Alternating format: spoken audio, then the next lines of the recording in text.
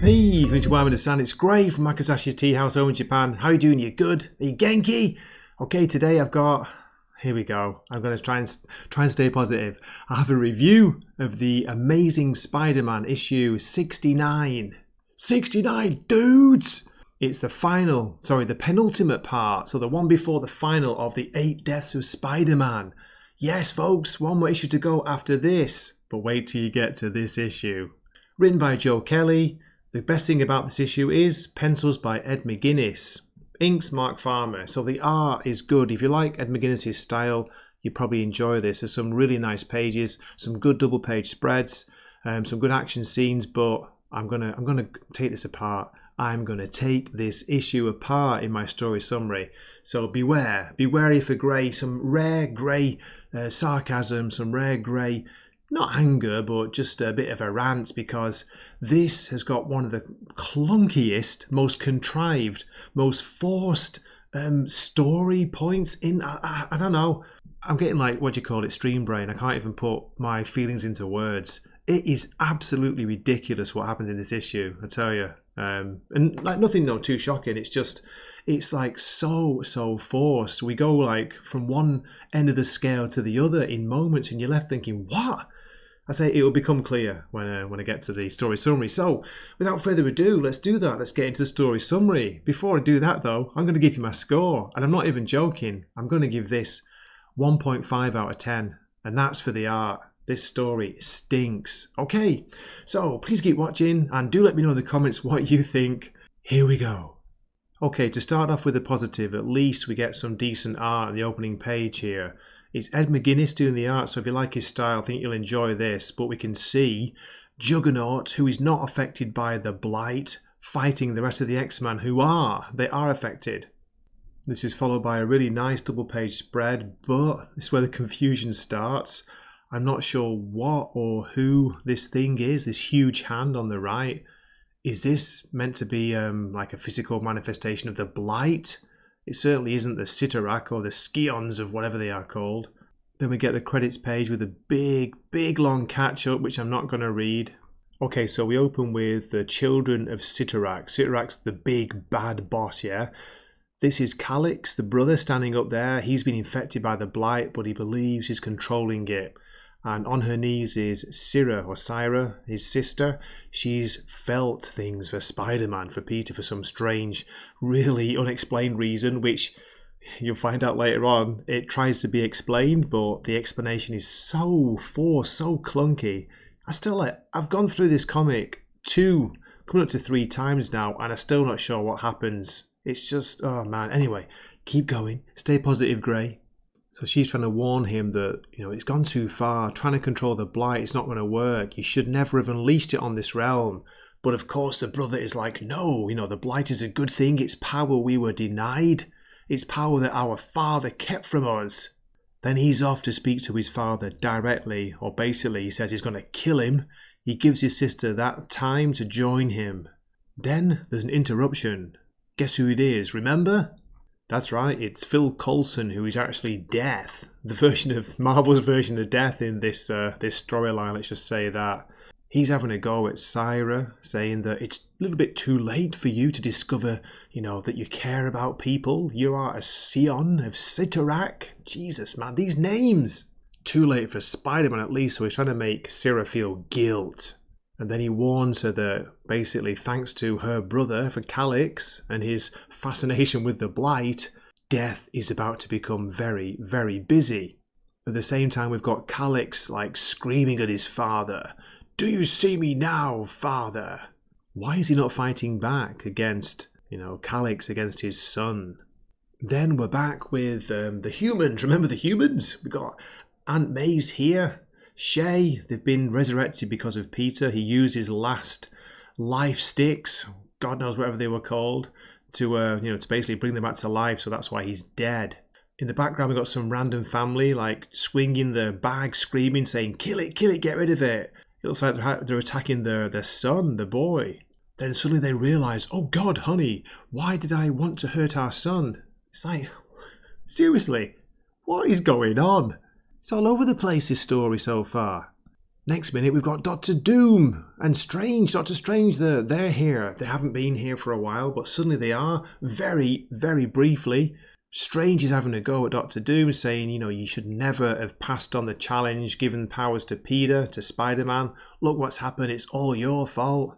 He shouts at Doom. Doom gets angry and smacks him down, even though it's not even Doctor Strange, is it? It's kind of an astral form, isn't it? Don't ask for reasons why. Just keep going and try not to cry. Back with father and son. Calyx hasn't killed his father yet. In the background, we've got the explanation by Phil Coulson. He's talking to the sister. Your brother lusted for power he'd never have. The Covenant, game or not, began as it had many times before. And you didn't care about it. Until you did. Still with me? And then she's going, until Spider-Man endured the deaths I showed him. So this is the moment where supposedly she learned to care for Peter. She realised he was going through all these deaths. But no, death, Coulson says, wrong, but you're so close. Syrah, come on, keep trying. It's so clunky, it's just so forced. Yes, Spider-Man felt all the deaths, he carried them.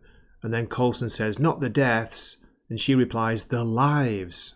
Because they're all immortal, Coulson's saying that, they don't see time like we do. It's a detached point of view. In that case, it's easy to believe that nothing really matters. Nothing really matters. Until it does. Until one day, you meet somebody who suddenly you start to have feelings for. What's happening now? Cyttorak is not immovable. Is he paralysed by loss? But he can't feel loss unless... And then this dialogue makes me want to punch the comic. Adda girl, I knew you'd get there, says Coulson. You can't feel loss unless you've felt love. Again, we've got the Calyx, the younger brother here. He's trying to kill his father. It's not working. He appears to be hitting him with the Blight, although it looks like Venom's symbiote spider web. Pretty cool. As I say, the art's decent all the way through this. Let's keep on with a clunky explanation. It's so forced. It's like, forcing a square peg into a round hole. Here we go. Love for a friend, love for a parent, love for a hero. That's what your father is feeling. And I'm like, at this point, I'm like, what? What? Cyttorak, the one who wants to destroy, the planet. That's why he arranged this weird, whatever it is, yearly contest to save planet Earth. He suddenly loves friends and parents and heroes. He's feeling all this stuff. When? How? Where? Why? I mean, the message is nice, but it doesn't make any sense with these characters. Love for life is the only meaning that can be found in a meaningless universe. Why did they suddenly feel this? Okay, next we get Syrah saying, right, I would strike a bargain. She wants to bargain with death. Death can't bargain, says Phil, but she keeps going. She's offering her power and immortality to restore one human spirit. So she's going to give her power, her long life, her immortal life, to bring back Peter. Amazing, eh? She cares about him this much. She's going to sacrifice everything for him. She's trying to pull an Arwen move. Arwen in the Lord of the Rings, the movie, by the way, who offers to give up her immortal life to be with Aragorn. Anyway, I'm talking about a much, much better story there. Again, Coulson goes on with some weird explanation that makes no sense.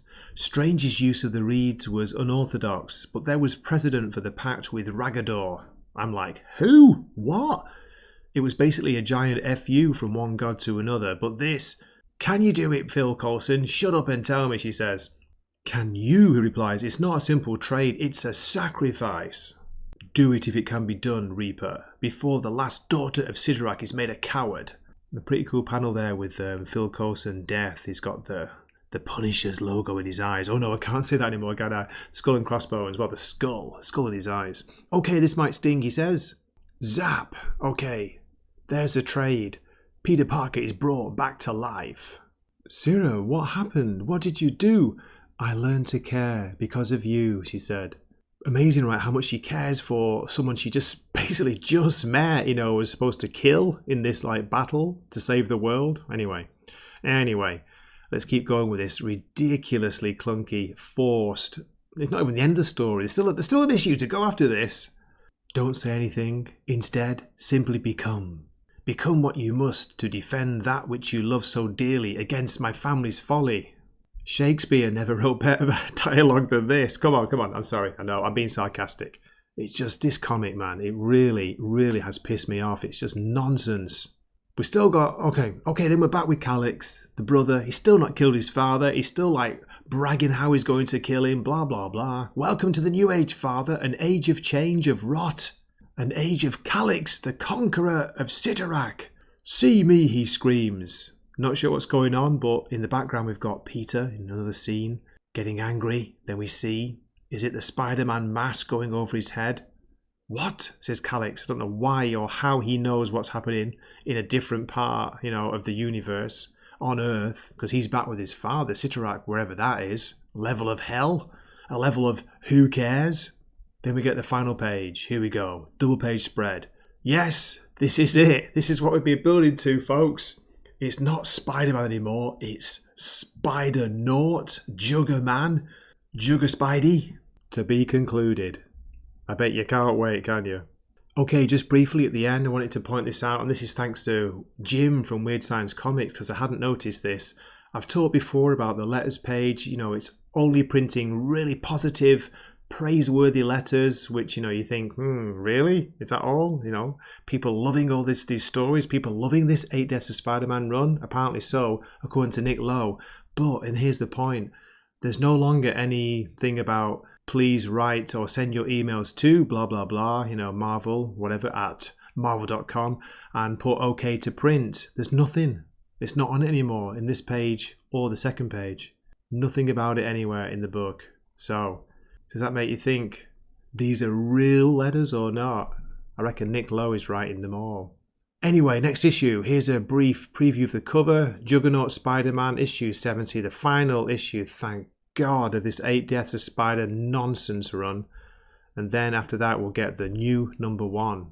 Yes, this is me after reading this comic for the 3rd time. If you're still here, thank you so much for watching or listening this far. I really appreciate it. I really appreciate your support. Do let me know in the comments what you think of this issue. If you can make any more sense of it than me. I kind of know what happened, but I'm just like, really? After all these issues, really? That's what you're going to do? Okay. Anyway, I hope to see you in a future, much more positive video. This is Gray from Wakizashi's Teahouse. Try not to laugh. Signing off for the night. Matane.